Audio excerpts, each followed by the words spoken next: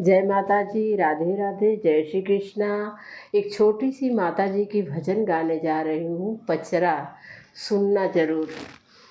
पहाड़वा पे जाके बस मैया हमार हो, पहाड़वा पे जाके बस मैया हमार हो, पहाड़वा पे जाके बस पूरी मिठाई माई के मन हुना भावे, पूरी मिठाई माई के मन हुना भावे।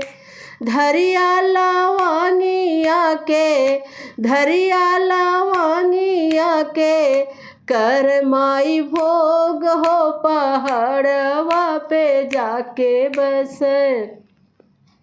मैया हमार हो, पहाड़वा पे जाके बस अम्बे हमार हो, पहाड़वा पे जाके बस काला यो नीला माई के मन हुना भावे, काला यो नीला माई के मन हुना भावे।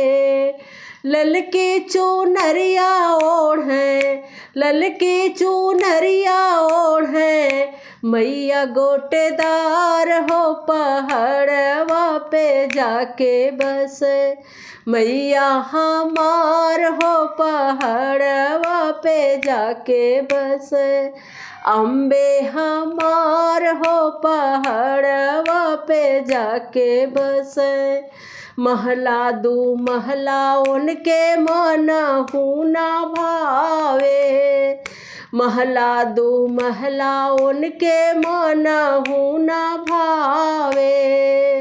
ऊंचे पहाड़वा पे, ऊंचे पहाड़वा पे बाटे उनकर बास हो, पहाड़वा पे जाके बस मैया हमार हो, पहाड़वा पे जाके बस अम्बे हमार हो, पहाड़वा पे जाके बस गाड़ी ओ मोटर माई के मन हुना भावे हो, गाड़ी ओ मोटर माई के मन हुना भावे हो।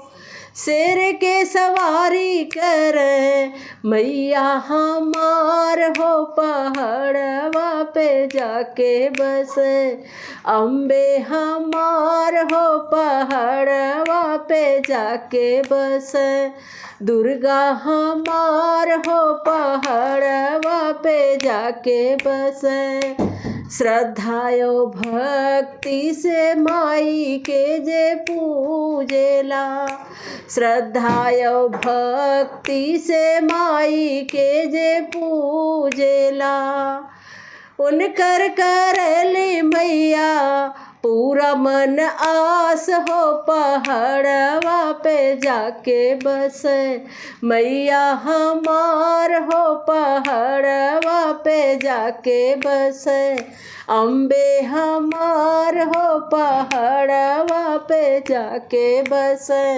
दुर्गे हमार हो, पहाड़वा पे जाके बस।